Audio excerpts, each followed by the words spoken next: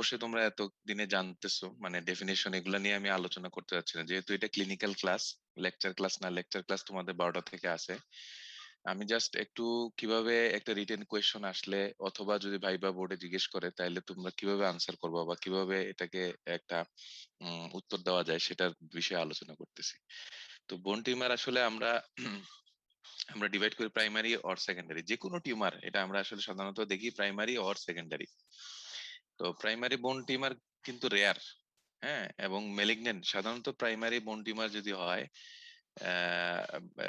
তারপরে এবং মেলিগনেন্ট বোন টিউমার্স এক্সেপ্ট মাইলোমা, মানে মেলিগনেন্সির মধ্যে অনলি 0.2% অফ অল মেলিগনেন্সি এবং 5% ইন চিলড্রেন হচ্ছে প্রাইমারি বোন টিউমার। আচ্ছা, এখন প্রাইমারি বোন টিউমার সাধারণত ফার্স্ট 3 ডিকেডসে সবচেয়ে বেশি হয়, অকারেন্সটা বেশি। আর প্রাইমারি বোন টিউমার মেলিগনেন্ট বোন টিউমার থেকে তোমার কমন। এখানে কিছু কথাটা একটু ইয়ে আছে। আচ্ছা যাই হোক, তোমরা প্রথম কথাটাই মনে রাখো, প্রাইমারি সেকেন্ডারি ওইটা কিছু আরেকজনের রেডি করা, তো এটা পুরোপুরি আমি পড়িও নি।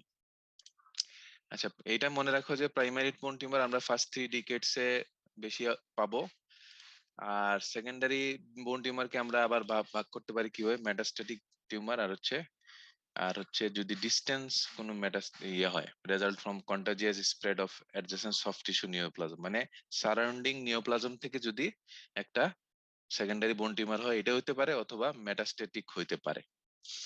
আচ্ছা, এখন বোন টিউমারের ক্লাসিফিকেশন আসলে তোমরা কি কি বলতে পারো? তোমাদের ধারণা আছে বোন টিউমারের ক্লাসিফিকেশন সম্বন্ধে?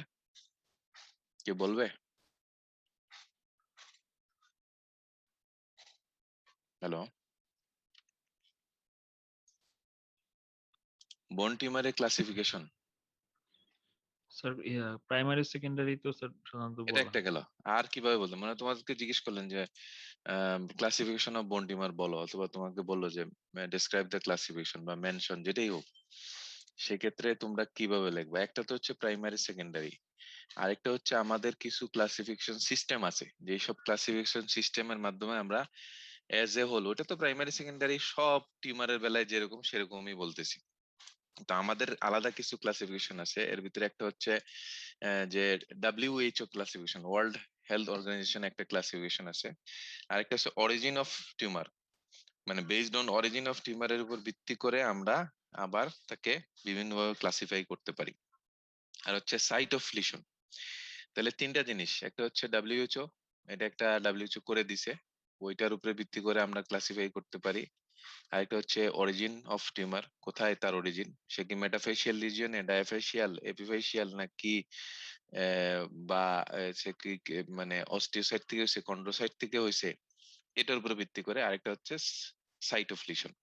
সাইট অফ লিশন হচ্ছে ওইটা মেটাফেশিয়াল, ডায়াফেশিয়াল, এগুলা। আচ্ছা, WHO টা কি, এটা কি তোমাদের কাছে আছে?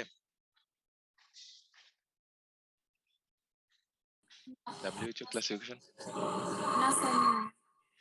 তাইলে এটা আহ, একটু লিখে নিতে পারো যে আমরা WHO ক্লাসিফিকেশন অনুযায়ী, হিস্টোলজিক্যাল ক্লাসিফিকেশন এটা যদিও, আমরা ভাগ করতে পারি এই যে osteogenic tumour, chondrogenic tumour, fibrogenic tumour, giant cell rich tumour, notochordal tumour, vascular tumour, তারপর হচ্ছে মায়োজেনিক টিউমার, লাইপোজেনিক, আনডিফাইন্ড। এটা আসলে একটু মুখস্থ করার বিষয়, মানে এখানে মুখস্থ করেই তোমাদেরকে এটা উত্তর দিতে হবে অথবা লিখতে হবে। এটা হচ্ছে ওয়ার্ল্ড হেলথ অর্গানাইজেশনের একটা ক্লাসিফিকেশন। এই ক্লাসিফিকেশনে দেখো আবার ভাগ করছে কি, বিনাইন, ইন্টারমিডিয়েট এন্ড মেলিগনেন্ট, তিনটা কলাম আছে।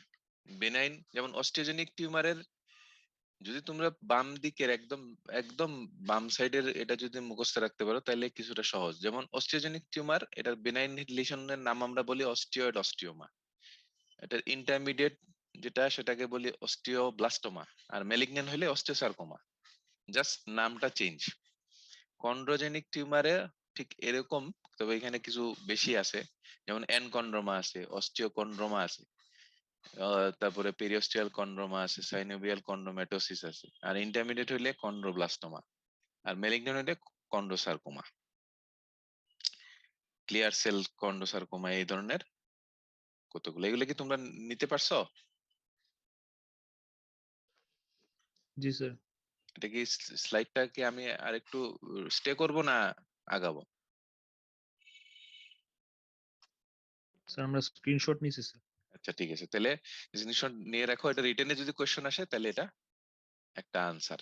আচ্ছা, আর হচ্ছে বেসড অফ অরিজিন, ওই যে আমরা আহ, আগে বলছিলাম, ওইটাও কিন্তু হিস্টোলজিক্যাল বেসিসে, ডাব্লিউএইচ একটা হিস্টোলজিক্যাল বেসিসে, আর এটা হচ্ছে প্রাইমারি সেকেন্ডারি। আমরা আগে যেটা পড়ছিলাম যে একটা হচ্ছে বোন থেকে অরিজিন যদি হয় টিউমার, সেটা হচ্ছে প্রাইমারি বোন টিউমার। আর যদি অন্য কোনো অর্গান, অন্য কোনো অর্গান থেকে অর্গানের ম্যালিগনেন্সির কারণে যদি বোনস ইনভলভ হয়, এটা আমরা সব সময় দেখি যে ব্রেস্ট ক্যান্সার, এটা কিন্তু একটা ভাইবার কোয়েশ্চেন, ভেরি ভেরি ইম্পর্টেন্ট, যে what are the tumours, soft tissue tumour অথবা অর্গান টিউমার, যে মেটাস্টেসাইজ টু বোনস। কি কি টিউমার আছে যেগুলো আমাদের বোনসে মেটাস্টেসিস করে, যেমন ব্রেস্ট কিডনি, তারপরে prostate, adrenal gland, thyroid, intestine বা লাং ক্যান্সার। এগুলো কিন্তু তোমাদের সার্জারির কোশ্চেন, নট দ্যাট যে এটা আমাদের অর্থোপেডিক্স এর কোশ্চেন, এটা একটা সার্জারি পেইড কোশ্চেন, সবসময় জিজ্ঞেস করা হয়। তাহলে এটা হলো প্রাইমারি বোন টিউমার, মেটাস্টেটিক ফ্রম দা বোন টিউমার। আচ্ছা, আর হচ্ছে ওই যে বলছিলাম যে সাইট অফ অরিজিন দিয়ে আমরা কিভাবে ভাগ করতে পারি, এপিফাইশিয়াল, মেটাফাইশিয়াল, ডায়াফাইশিয়াল। আমরা তো জানি এপিফাইশিয়াল রিজিয়ন কোনটা, এপিফাইসিস থেকে যেটা, যেই বোন টিউমারটা অ্যারাইজ হবে তাকে বলবো আমরা এপিফাইশিয়াল। সেটার উদাহরণ দিয়েছি দুটা, অস্টিওক্লাস্টোমা, কন্ড্রোব্লাস্টোমা। মেটাফাইসিস থেকে যে সব টিউমার অরিজিন হয় তাদেরও উদাহরণ দেওয়া আছে, ঠিক আছে। ডায়াফাইসিস থেকে যেগুলো হয় তাদেরও উদাহরণ দেওয়া আছে। এখানে আমি একটা কথা বলতে চাই, তোমরা তো স্ক্রিনশট নিলে পেয়ে যাওয়ার, সমস্যা নেই। এইটা কিন্তু আমাদের ক্লিনিক্যালি খুব বেশি ইম্পর্টেন্ট। কখন ইম্পর্টেন্ট, তুমি একটা রুগী পাইলা, আহ এই রুগীটা এখন একটা সোয়েলিং নিয়ে আসছে। এখন এই সোয়েলিংটা ধরো একটা লেগে, ধরো যেটা আপার টিবিয়ায় একটা সোয়েলিং আছে, পেইন আছে, সোয়েলিং আছে, তুমি ভিজিবল সোয়েলিং দেখতেছো, এনগোজ ভেন দেখতেছো, সব যা যা আছে এগুলো দেখতেছো। তাইলে তোমার এটার একটা ক্লিনিক্যালি তুমি মনে করবা কি ধরনের টিউমার হইতে পারে। আবার যদি একটা মানুষ, হ্যাঁ, তার নিয়ে আসলো টিবিয়াতে, বাট আপার টিবিয়া না, ডায়াফাইশিয়াল রিজিয়নে, মানে শেফট অফ দা টিবিয়াতে একটা সোয়েলিং নিয়ে আসলো, তাইলে আমি কি কি চিন্তা করব? এইটাই কিন্তু আমাকে ইয়ে করে দিচ্ছে। যদিও এপিফাইশিয়ালটা হয়তো আমরা ওভাবে ভালোভাবে, অত ভালোভাবে ক্লিনিক্যালি বুঝবো না, কিন্তু এক্সরে দেখলে আমরা বুঝতে পারবো যে এপিফাইশিয়াল রিজিয়ন হয়েছে, তাহলে আমার এই এই টিউমারটা হইতে পারে। তাহলে এরপরে যেটা, এটা একটা ইয়ে, আচ্ছা এটা তোমরা লেখো না, আমি এটা আরেকটু দিতেছি। এই জিনিসটা একটু দেখো, যে যদিও এটা তোমাদের জন্য খুব বেশি ইম্পর্টেন্ট না, তবে জাস্ট একটা আইডিয়ার জন্য, যেমন ডিস্টাল ফিমারের সাইট অনুযায়ী যদি আমি চিন্তা করি, লোকেশন অনুযায়ী সবচেয়ে বেশি টিউমার একটা নির্দিষ্ট রিজিয়নে কোনটা সবচেয়ে বেশি হয়, যেমন ডিস্টাল ফিমার সবচেয়ে বেশি কি হয়, কন্ডোসার্কোমা হয়, ইয়ং সার্কোমা হয়, অস্টিওসার্কোমা হয়, এরকম। এটা তোমাদের জন্য খুব বেশি ইম্পর্টেন্ট না। তারপরে তোমার প্রক্সিমাল হিউমেরাসে কি হয়, এটা জাস্ট স্ক্রিনশট তুলে রাখো, দরকার নাই খুব একটা। তোমাদের জন্য যেটা দরকার হচ্ছে এজ রিলেটেড, এটা বেশি দরকার, যে possible diagnosis according to age.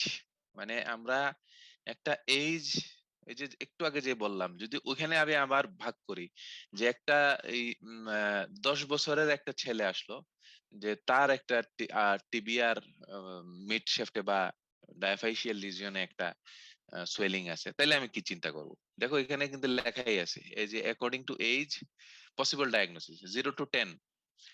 এটা আসলে হচ্ছে রেডিওলজিক্যাল, মানে এক্সরে দেখে আমি এটা ইয়ে করবো। তারপরও একটা ধারণা যে 10 বছরের মধ্যে আসলে একটা ডায়াফাইশিয়াল লিশন আমি এক্সরে দেখি নাই, তারপরে এক্সরে না দেখেও আমি চিন্তা করতে পারবো কি হইতে পারে।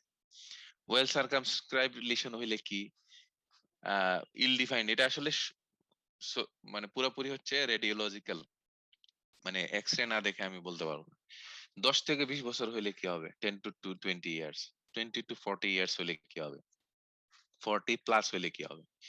এই জিনিসটা কিন্তু খুব ইম্পর্টেন্ট। মানে আমরা যখন একটা, আসলে এই ক্লাসটা তো ক্লিনিক্যাল, এই জন্য আমি একটু বলতেছি, যে আমরা যখন একটা পেশেন্ট পাবো সোয়েলিং নিয়ে, কোথায় আছে এটা দিয়ে আমি একটা ধারণা করতে পারি, এবং তার এইজ দিয়ে আমি ধারণা করতে পারি কি কি ধরনের টিউমার আমি আশা করতে পারি বা আমি পাইতে পারি।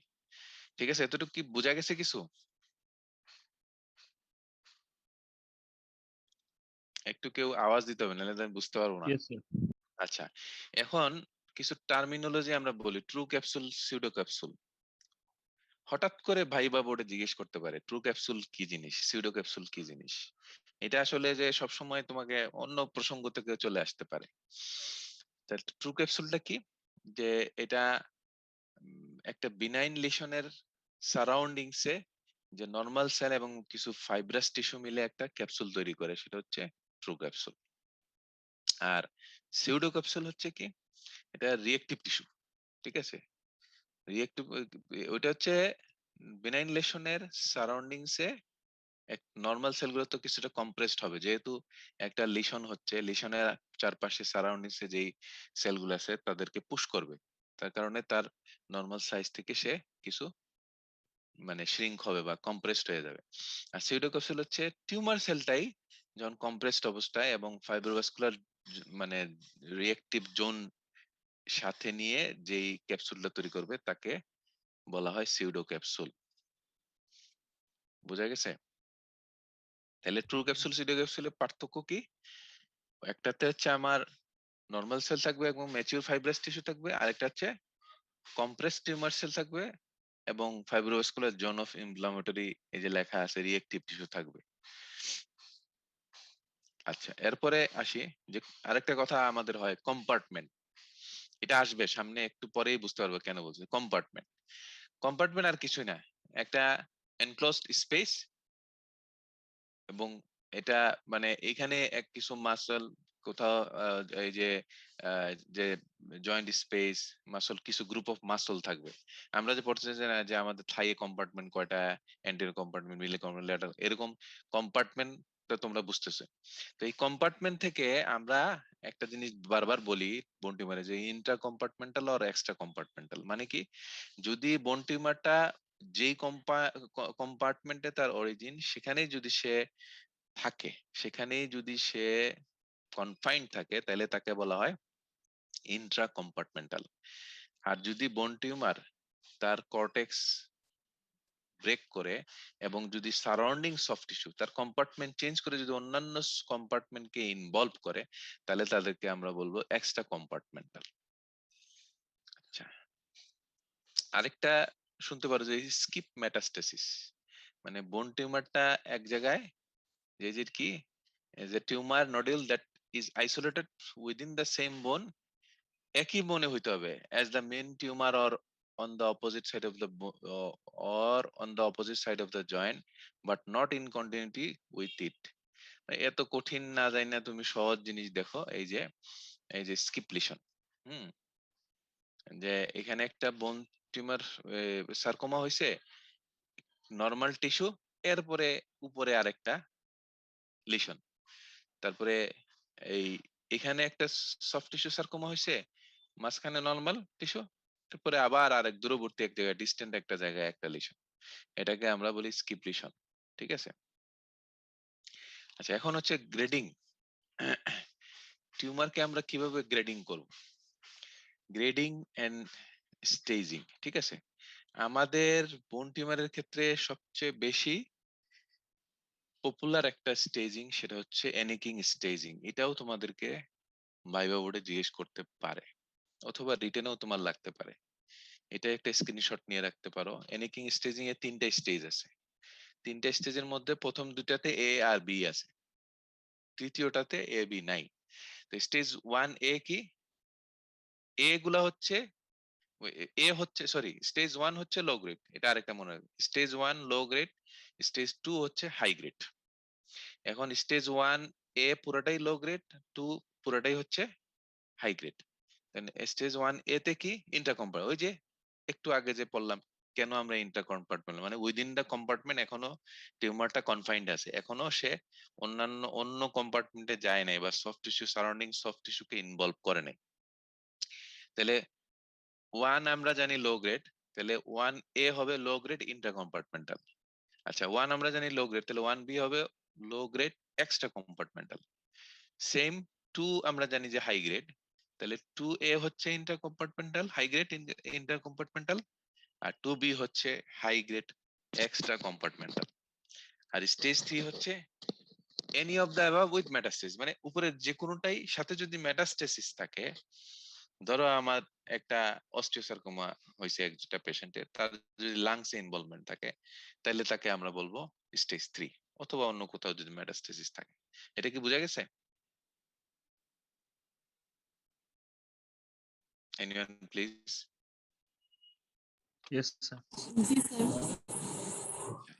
এরপরেরটা হচ্ছে টিএনএম স্টেজিং, এটা তোমাদের সার্জারিতেও তোমরা পাও, টিএনএম স্টেজিং। তো এটা আমরা খুব বেশি একটা ইউজ করি না, তারপরও যেহেতু কোয়েশ্চেন করলে তোমাকে তো আনসার করতে হতে পারে, তাহলে সেই হিসেবে আমরা টিএনএম স্টেজিংটা কি, স্টেজ 1A 1B 2A, আর এদিকে হচ্ছে 2B 3 4, মানে 4টা স্টেজ। এখানেও প্রথম দুটাতে এ বি আছে, কিন্তু লাস্টের দুটাতে কোনো এ এবং বি সাব ডিভিশন নাই। আচ্ছা, ওয়ানটা হচ্ছে লো গ্রেড, টুটা হচ্ছে ইন্টারমিডিয়েট গ্রেড, থ্রি হচ্ছে হাই গ্রেড, মানে একটু ডিফার করতেছে এনিকিং থেকে। আচ্ছা, এখানে কম্পার্টমেন্টের কথা বলেনি। 1A বলছে low grade, small or no metastasis, মানে লিশনটা ছোট এবং কোনো মেটাস্টেসিস নাই। আচ্ছা, আরো সহজে মনে রাখা যায় যে 2B 3 পর্যন্ত কোনো মেটাস্টেসিস নাই, সো এটা কমন, নো মেটাস্টেসিস। আচ্ছা, তাহলে low grade small and no metastasis, আর 1B হচ্ছে low grade large and no metastasis, আর 2A কি intermediate or high grade, intermediate or high grade small no metastasis, আর 2B হচ্ছে intermediate grade large and no metastasis. তাহলে 3 হচ্ছে high grade large and no metastasis, আর 4 হচ্ছে any with metastasis. বুঝা গেছে? আচ্ছা, এতটুকু পর্যন্ত কারো কোনো কোয়েশ্চেন আছে?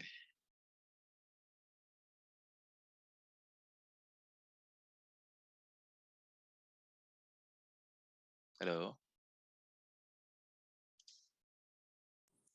না স্যার। আচ্ছা, নাকি সবাই ঘুমাচ্ছে? এত বাজে ক্লাস, কেউ সবাই ঘুমায় আছে নাকি? স্যার অ্যানেকিং স্টেজিং এর ক্ষেত্রে গ্রেডিং এর কি আলাদা কোনো আমাদের এরকম ক্লাসিফিকেশন আছে? কিসের? মানে হাই গ্রেড লো গ্রেড আবার কিভাবে ওইটা ডিফারেন্সিয়েট করবো? ওগুলা তো তোমাকে হাই গ্রেড লো গ্রেড এনিকিং এর ক্ষেত্রে, এই যে লো গ্রেড, আমি আবার আনি হেনিকিং, লো গ্রেড ইন্টারকম্পার্ট, এটা কথা বলতেছো না? হাই গ্রেড লো গ্রেড এগুলোর জি কথা স্যার। বলতেছো তো? জি স্যার। এগুলো আসলে হিস্টোলজিক্যাল, মানে আমরা যখন বায়োপসি করবো, একটু পরে আসতেছি, যে বায়োপসি যখন করব, বায়োপসিতে আমাকে বলে দিবে যে আমরা পড়ছিলাম না যে ওই যে প্যাথোলজিতে, ঠিক না, সেল অফ ডিফারেন্সিয়েশন কত থাকলে ওটা আমাকে হিস্টোলজি, সরি, আমাদের এই যে হিস্টোপ্যাথোলজি যিনি করবেন, যে ডক্টর করবেন, উনি আমাকে বলে দিবেন এটা হাই গ্রেড না লো গ্রেড। এটা আমি ক্লিনিক্যালি করার কোনো সুযোগ নেই। একটা জিনিস মনে রাখবা, যে কোনো টিউমারের যে কোনো স্টেজিং মানে স্টেজিং এর ক্ষেত্রে আমাকে both clinical, radiological and histopathological সবকিছু একসাথে করে তারপরে আমরা স্টেজিং করি, ঠিক আছে, যে কোনো টিউমার। আচ্ছা, এখন আসো আমরা ডায়াগনোসিস করবো কি, এটা যেহেতু ক্লিনিক্যাল ক্লাস, আমি আবারও বলতেছি, তার সেজন্য আমি ওই দিকে যাচ্ছি বেশি। একটা হচ্ছে আমরা এটা বাদ পড়ছে হিস্ট্রি, হিস্ট্রিটা লেখা হয়নি। History, clinical examination, imaging, laboratory investigation, biopsy, এটা তো আমরা গদ বাঁধা কথা সব সময় জানি। আচ্ছা, হিস্ট্রিকে আমি আর যাচ্ছি না ইন ডিটেলস, কারণ ওখানে আমি আগেই বলছি যে এজ ডিস্ট্রিবিউশনটা আছে, ঠিক আছে, যে আমরা আগে দেখাইছি, একটু আগে দেখাইছি যে এই যে আমরা এই 0 to 2, 10 years, 10 to 20 years, 20 to 40 years, so আমরা এটা আগেই বলে ফেলছি। তো এটার থেকে আমাদের ধারণা আছে যে আমরা এজ রিলেটেড আমরা কিভাবে হিস্ট্রি কি পাইতে পারি, মানে একটা ইয়াং এজের পেশেন্ট আসলে আমরা কি চিন্তা করব, একটা ওল্ডার এজের পেশেন্ট আসলে কি চিন্তা করব। দেন হচ্ছে সেক্স, এটা সব সময় খুব কম টিউমারে, ভেরি ফিউ টিউমারসে এটা প্রিডিলেকশন আছে, যেমন স্যার আগের স্লাইডটা একটু স্যার। জি জি আগের আগেরটা এটা এটা মনে হয় আমি তোমাদেরকে বলতে চাচ্ছি যে আগে যে আমি একটা টেবিল দেখেছিলাম ওইটা ইম্পর্টেন্ট, মানে আমার কাছে একটা পেশেন্ট আসলো, সেটা কোন বয়সে প্রেজেন্ট করতেছে, তার যে সোয়েলিং টিউমার নিয়ে আসলে তো আসলে তো সে তো বলবে না আমার টিউমার, আমাকে কি বলবে আমার এখানে সোয়েলিং আছে, পেইন আছে, আমি হাঁটতে পারতেছি না, এরকম কিছু একটা আমাকে হিস্ট্রি দিবে। আর এই সেক্স প্রিডিলেকশন খুব একটা নাই জিসিটি তে, স্লাইটলি কমনার ইন ফিমেল, এটা বই পড়লে তোমরা পারবা, ফ্যামিলি হিস্ট্রি মেবি থাকতে পারে। আচ্ছা এটা একটা ইম্পর্টেন্ট, পেইন, পেইনটা কেমন হবে, একটা টিউমার পেশেন্টের পেইনটা কেমন হবে? আচ্ছা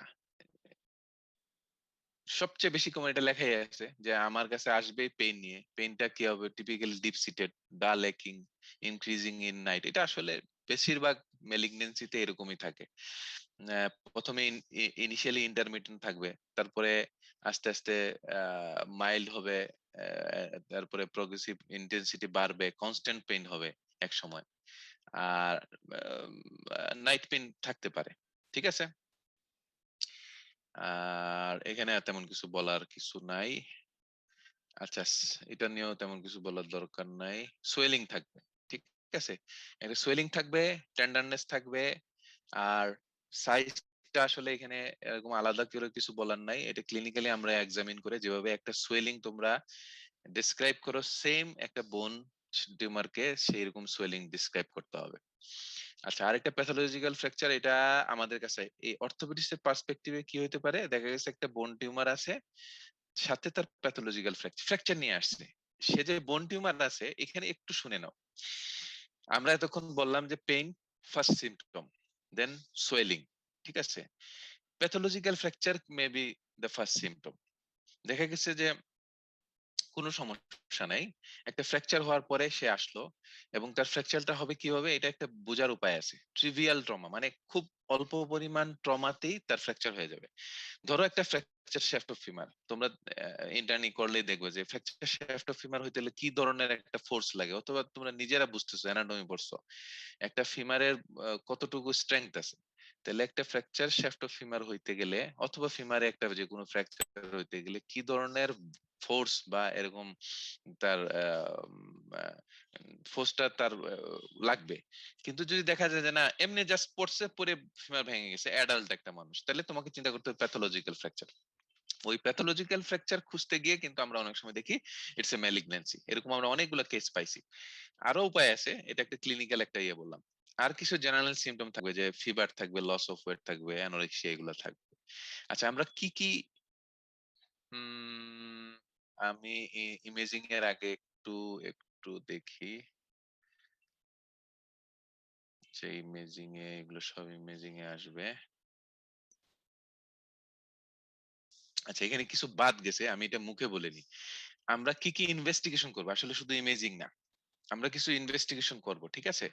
যেমন একটা রোগী আসলো আমার কাছে, আমি ধরে নিলাম একটা ক্লিনিক্যাল পিকচার, তার একটা অ্যারাউন্ড নি জয়েন্ট একটা সোয়েলিং আছে, তার এজ ধরে নিলাম আমি 20 ইয়ার্স, অথবা 22-25 ইয়ার্স, যেটা ধরি না কেন, তার এই যে এরকম পেইন আছে, প্রথমে ছিল তার ডাল একিং pain, intermittent pain, now it's constant, এবং সে এখন ডিফিকাল্টি ইন ওয়াকিং, মানে তার ওয়েট বের করতে পারতেছে না, এই ধরনের একটা সমস্যা নিয়ে আসলো।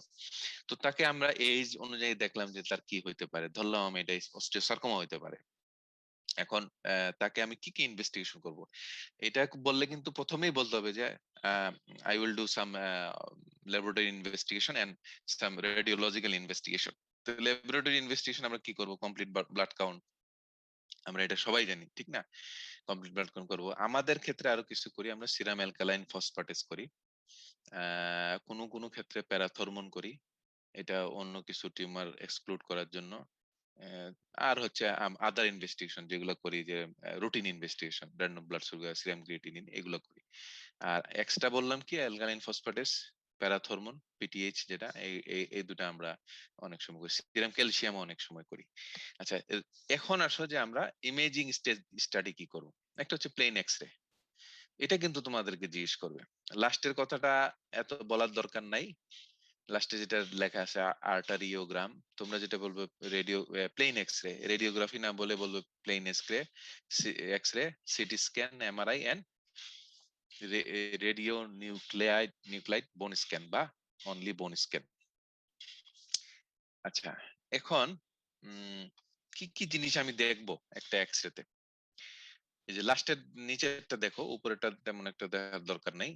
প্রথম হচ্ছে আমরা দেখবো কোন সাইট, অ্যানাটমিক সাইট কোনটা। এই যে number 1, 5 important parameters in evaluating a tumour on x-ray. যেমন তোমাকে আমি একটা জিসিটির এক্স-রে দিলাম, যদি অসপি স্টেশনে তোমাকে জিসিটির একটা এক্স-রে দেই, বলি যে ডেসক্রাইব দ্য এক্স-রে, যে যেরকম তোমরা সার্জারিতে তোমাদের অসপিতে থাকে না এক্স-রে,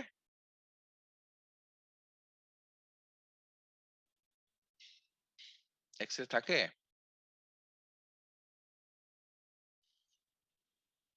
জি স্যার, থাকে স্যার। তাহলে তাহলে আমি ধরো একটা জিসিটি এক্স-রে দিলাম, তখন তোমাদের কি অ্যানাটমিক সাইট বলতে হবে, কোন জায়গার হিউমেরাসের, মানে ফিমারের হইলে কোন জায়গার, ডায়াফাইশিয়াল রিজন ইনভলভ নাকি মেটাফেশিয়াল নাকি কোথায় এপিফেশিয়াল, এটা বর্ডারটা কেমন, এটা একটু পরে আমরা আসতেছি। বোন ডিস্ট্রাকশন কেমন আছে, আচ্ছা নিউ বোন ফর্মেশন আছে কিনা, আছে পেরিস্টিয়াল রিঅ্যাকশন আছে কিনা, এই 5টা জিনিস আমরা দেখবো। তোমরা হয়তো 5টা পারবে না, 4টা পারবে, আমরা তাতেই খুশি, এত বেশি দরকার নেই, 5টা জিনিস জাস্ট জেনে রাখো।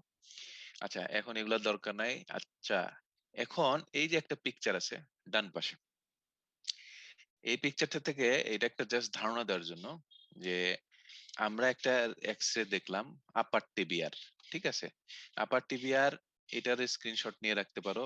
এই যে আমি কার্সার যেখানে রাখছি, এটাকে বলে এক্সেন্ট্রিক। এক্সেন্ট্রিক তো বুঝো, এক পাশে, সেন্টার থেকে দূরে, পেরিফেরির দিকে। আর হচ্ছে সেন্ট্রিক হচ্ছে এই মাঝখানে, সেন্ট্রাল। তাহলে এক্সেন্ট্রিক যদি কোনো, এই রিজিয়নটা হচ্ছে আমাদের এপিফাইশিয়াল রিজিয়ন, ঠিক না? এই এপিফাইশিয়াল রিজিয়নে যদি এক্সেন্ট্রিক কোনো লিশন থাকে, তাইলে আমরা প্রথমেই চিন্তা করব ওই যে এইজ হিসাব করে জিসিটি কিনা, জায়ান্ট সেল টিউমার কিনা। আচ্ছা সেন্টারে আছে, আরো একটু নিচে মেটাফেশিয়াল রিজিয়ন, এটা কি রিজিয়ন? মেটাফেশিয়াল রিজিয়ন। মেটাফেশিয়াল রিজিয়নে যদি আমরা এরকম একটা লিশন দেখি, তাহলে আমরা সিম্পল বোন সিস্ট কিনা। তোমরা ওই ক্লাসিফিকেশনে দেখবা, ওগুলা আছে, সব আছে। আচ্ছা এই ফাইব্রাস কর্টিক্যাল ডিফেক্ট, এটা খুব বেশি ইম্পর্টেন্ট না তোমাদের জন্য। জাস্ট দেখো এই আমার লেফট হ্যান্ড সাইড, তোমাদের মনিটরের লেফট হ্যান্ড সাইড আর রাইট হ্যান্ড সাইড দেখো, জাস্ট একটা কর্টেক্স এখানে একটু মনে হচ্ছে যে কে খেয়ে ফেলছে, নাই। এটা হচ্ছে ফাইব্রাস কর্টিক্যাল ডিফেক্ট। আচ্ছা ওটা আমি এত বেশি ধরছি,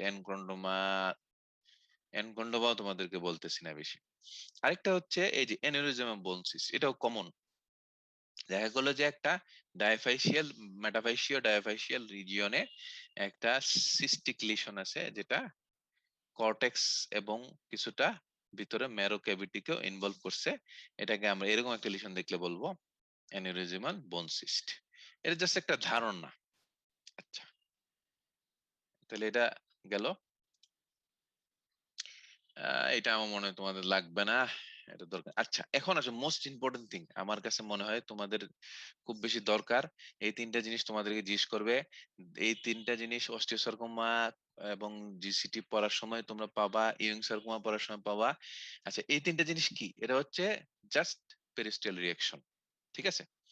এই পেরিস্টিয়াল রিঅ্যাকশনকে আমরা ভাবে, 3টা পেরিস্টিয়াল রিঅ্যাকশন আমরা খুব বেশি কমনলি পাই, ফেস করি। একটা হচ্ছে অনিয়ন পিল অ্যাপিয়ারেন্স, একটা হচ্ছে সানবার্স্ট, আর একটা হচ্ছে কডম্যানস ট্রায়াঙ্গেল। আচ্ছা এই যে অনিয়ন পিল, পেঁয়াজের ছিলার পরে যে পেঁয়াজের লেয়ার বাই লেয়ার থাকে, ঠিক এইরকম লেয়ার বাই লেয়ার। এটা তো হচ্ছে তোমার গ্রাফিক্যাল প্রেজেন্টেশন। অরিজিনাল এক্সরে হচ্ছে এই যে এটা। এক্সরেটাকে একটু যদি জুম করে ভালো করে খেয়াল করলে দেখা যায় এই যে একটা লেয়ার, 1 লেয়ার, 2 লেয়ার, 3 লেয়ার, 4, মানে পেঁয়াজের লেয়ার গুলো, এটাকে বলে অনিয়ন পিল অ্যাপিয়ারেন্স। আরেকটা হচ্ছে সানবার্স্ট, ওর এটার আরেকটা নাম হচ্ছে hair on end, hair on end appearance. এই যে এই যে এটা ফিমারের ডায়াফাইশিয়াল রিজিয়নে এই যে হেয়ার অন এন্ড, মানে চতুর্দিকে, অথবা সূর্যের আলোক রশ্মি, আমরা ছোট থাকতে সূর্য আঁকতাম, সূর্য আঁকার সময় সূর্যের উপর দিয়ে কতগুলা ডট ডট দিয়ে দিতাম, ঠিক সেরকম। এটাকে বলে sunburst or hair on end appearance, ঠিক আছে? এইগুলো আমরা কোথায় পাবো? এগুলো তোমরা মানে যদি অস্টিওসার্কোমা, ইয়ং সার্কোমা এবং জিসিটি পড়ো, তাহলে ওখানেই উত্তর আছে। কোথায় কোনটাতে সানবার্স্ট পাবো, কোনটাতে কডম্যানস পাবো, কোনটাতে অনিয়ন পিল পাবো, এগুলো আছে। আচ্ছা আচ্ছা কডম্যানস ট্রায়াঙ্গেল, এটা হচ্ছে যখন একটা পেরিয়াস্টিয়াল রিঅ্যাকশন হয় তখন তো সেই যে একটা হিউমেরাসের এই যে একটা পেরিস্টিয়াল রিঅ্যাকশন হইলো, আমার কারসারটা দেখো, এবং এই যে একটা পেরিস্টিয়াল রিঅ্যাকশন হইলো, এই পুরাটা পেরিস্টিয়াল রিঅ্যাকশন। ঠিক ভালোভাবে খেয়াল করলে দেখা যায় এই যে পেরিস্টিয়াম এলিভেশন হয়েছে, এখানে সে একটা ট্রায়াঙ্গেল ফর্ম করছে। এই যে এই ট্রায়াঙ্গেলটাকে নাম দেওয়া হয় কডম্যানস ট্রায়াঙ্গেল। কিচ্ছু না, এই একটা ট্রায়াঙ্গেল হইলো, ট্রায়াঙ্গেলটার নাম হচ্ছে কডম্যানস ট্রায়াঙ্গেল। এটা দরকার নাই। এই যে কডম্যানস ট্রায়াঙ্গেল, এইদিকে বোঝা যাচ্ছে কডম্যানস ট্রায়াঙ্গেল। এই যে হেয়ার অন এন্ড অ্যাপিয়ারেন্স। আচ্ছা, এখন এগুলো পড়ার দরকার নেই বেশি। সেটা হচ্ছে যে আমরা একটা প্লেন এক্সরে করতে পারি, আর একটা হচ্ছে আমরা বলছি যে সিটি স্ক্যান করতে পারি, এমআরআই করতে পারি। সিটি স্ক্যানের কি অ্যাডভান্টেজ আছে এটা একটু, কখন আমরা সিটি স্ক্যান করব আর কখন আমরা এমআরআই করব, এটা একটা বোঝার ব্যাপার আছে। হুম, এখন এই যে আহ, যদি কোনো আমরা চিন্তা করি যে একটু আগে কি ছিল কিনা একটু দেখি। ধরলাম এই টিউমারটা দেখো যে আমরা এই তার যে কর্টেক্স আছে, কর্টেক্সে কোনো ব্রেক দেখতে পারতেছি না, কোনো ভাঙা অংশ দেখতে পারতেছি না। কিন্তু এইখানে এই ফিমারে আমার কাছে মনে হচ্ছে যে এখানে একটা কর্টিক্যাল ব্রেকেজ থাকতে পারে। এখানেও কনফিউশন আছে যে কর্টিক্যাল ব্রেক আছে কিনা। এইসব ক্ষেত্রে আমরা সিটি স্ক্যান করব। মানে আমি যদি বনি অ্যানাটমিটা দেখতে চাই তাহলে অবশ্যই আমরা সিটি স্ক্যান করব, কারণ সিটি স্ক্যান আমাকে বোনস সম্বন্ধে ভালো ধারণা দিবে। ঠিক আছে। আচ্ছা, আরেকটা এইগুলা অনেক কিছু লেখা আছে, সলিড এন্ড সিস্টিক, এগুলো এমআরআই আরো ভালো দেখায়। এটা হলো সিটি স্ক্যান। যদি আমি কর্টিক্যাল ব্রেক চিন্তা করি বা বনি অ্যানাটমি দেখতে চাই তাহলে আমি সিটি স্ক্যান করবো। কিন্তু ইউজুয়ালি আমরা সিটি স্ক্যান করি না, আমরা কি করি, এমআরআই করি।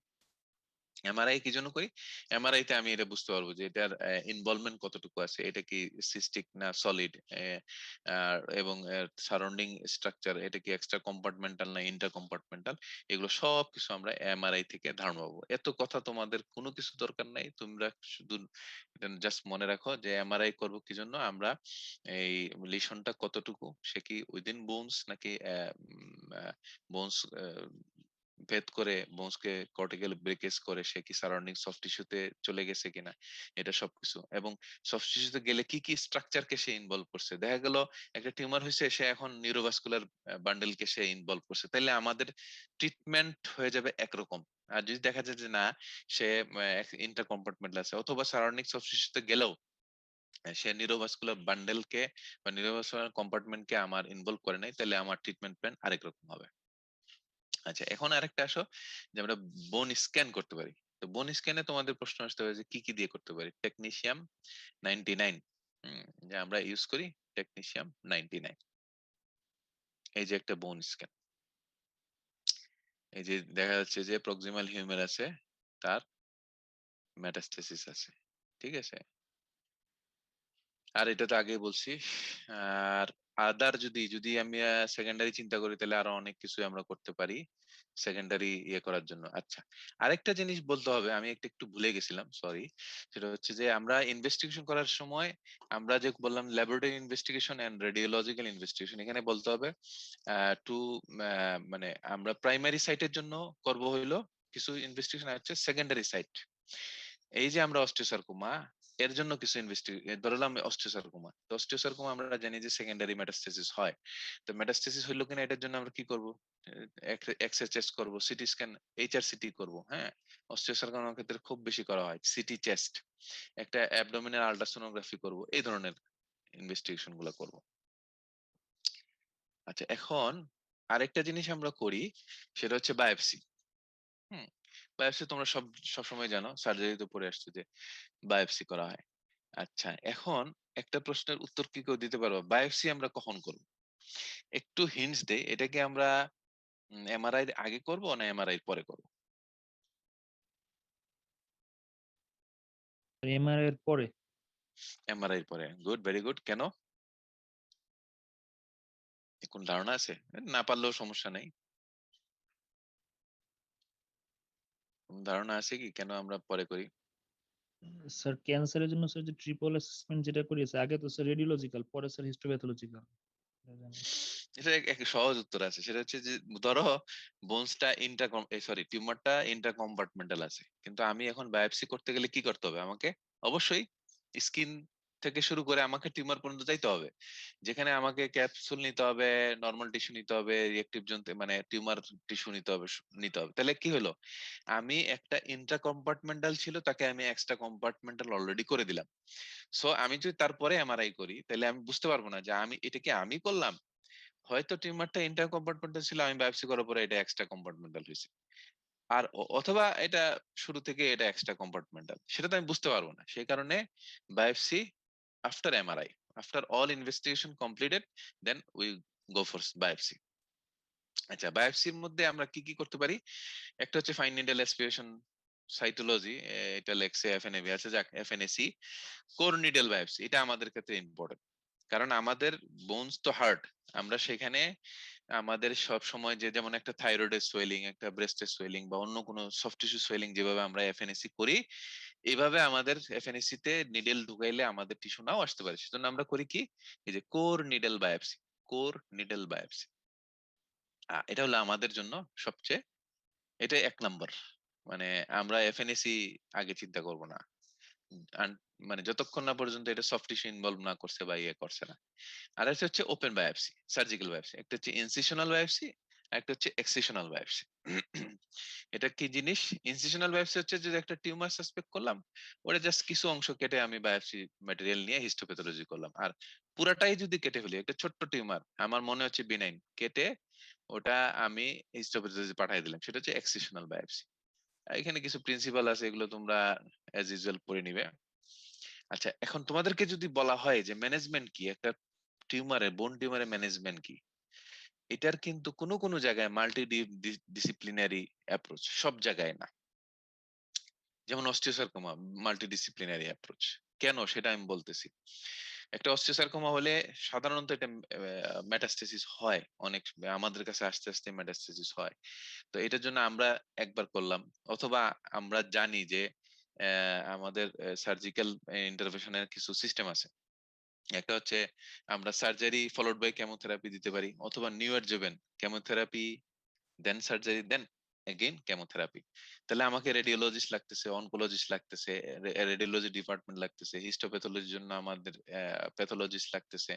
যদি আমরা অ্যাম্পুটেশন করি তাহলে আমাকে মানে প্রস্থেটিক্স লাগতেছে, এটার জন্য রিহ্যাবিলিটেশন স্পেশালিস্ট লাগতেছে। এই জন্য মাল্টিডিসিপ্লিনারি অ্যাপ্রোচ। আর এখানে আমার কিছু, এটা তো দেখলাই কি কি মানে আমরা ক্লিনিক্যালি স্টেজিং করে সব। আচ্ছা, এখন আসো সার্জিক্যাল অপশন কি কি আছে, এটা খুব ইম্পর্টেন্ট, এবং এটা তোমাদেরকে ভাইভাতে জিজ্ঞেস করতেই পারে, রিটেনে আসতে পারে। আমরা করতে পারি কি, যদি দেখি যে এক্সটেনশনটা কেমন, সবকিছু দেখলাম, দেখে আমাকে ক্লিনিক্যালি জাজ করতে হবে যে আমার টিউমারটা কত বড়, তার কি মেটাস্টেসিস আছে কিনা, সবকিছু চিন্তা করার পরে তাহলে ইনভলভমেন্ট কতটুকু, আমরা 4টা জিনিস করতে পারি। একটা হচ্ছে intralesional excision, number 1, number 2 marginal excision, number 3 wide excision, number 4 হচ্ছে রেডিক্যাল এক্সিশন। ওয়াইড এক্সিশনকে আমরা বলি ইন্টার কম্পার্টমেন্টাল এক্সিশন, রেডিক্যালকে বলি এক্সট্রা কম্পার্টমেন্টাল এক্সিশন। এটা কি জিনিস, এই ছবিটা দেখলে একদম পরিষ্কার হয়ে যাবে। একটা ফিমারে একটা শ্যাফটে একটা এই যে একটা টিউমার আছে। এখন এটা যদি খুব ছোট হয়, এটাকে যদি আমি এই যে শুধু তার এই শুধু লিশনটাকে কেটে ফেলাই দিলাম, এই ছোট্ট নিউক্লিয়াস আছে যেরকম মনে হচ্ছে, এটা হচ্ছে ইন্টারলেশনাল রিসেকশন। আর কিছু নরমাল টিস্যু সহ ফালায় দিলাম, that is marginal excision or resection. আর আমি আরো বড় করে, মানে একটা বড় এরিয়া আমি এটাকে কেটে ফালাই দিলাম, তাহলে এটা হচ্ছে ওয়াইড রিসেকশন। আর পুরা ফিমার পুরা কম্পার্টমেন্টটা ফালাই দিলাম, দিস ইজ রেডিক্যাল এক্সিশন। দেখি বুঝা গেছে? Yes sir. তাহলে এতে ছোটটা কি, একদম ছোট, এটা একটা ছবি এঁকে, তোমাদের পরীক্ষায় প্রশ্ন আসলো যে টিউমারের ম্যানেজমেন্ট কি, ছবি এঁকে দিলে কিন্তু হয়ে যায়।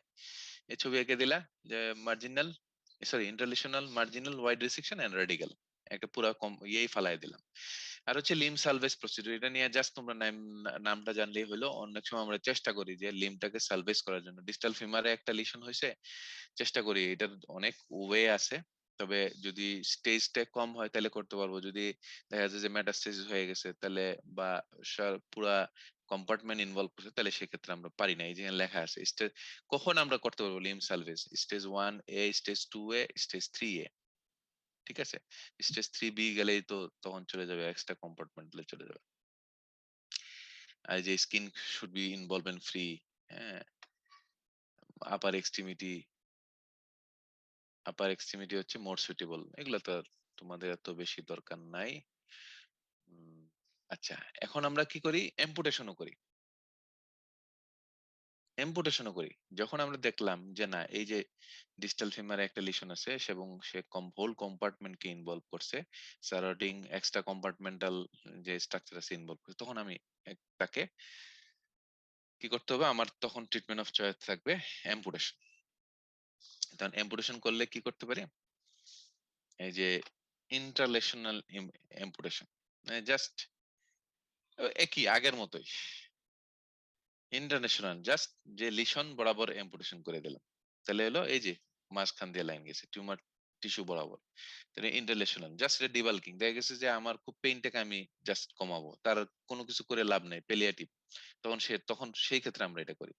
মার্জিনাল কি? আমরা ওই যে হেলদি বোন সহ তাকে অ্যাম্পুটেশন করে দিলাম। ওয়াইড মানে কি? আরো উপরে যায় অ্যাম্পুটেশন করে দিলাম।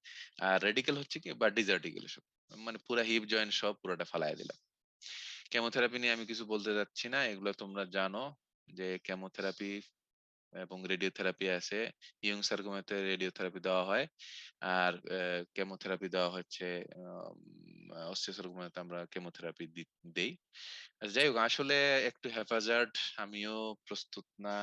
আর হঠাৎ করে নেওয়া তোমাদের কাছে জানি না আমি কতটুকু মানে ইনফরমেটিভ বা কতটুকু লাভ হয়েছে আমি বলতে পারতেছি না। কিছু কি বোঝা গেছে? জি স্যার। আচ্ছা, আর তো তোমাদের আবার লেকচার আছে। কোনো কোয়েশ্চন থাকলে আমি চেষ্টা করলাম। এখন আর এটা কোনো কোয়েশ্চন কি আছে?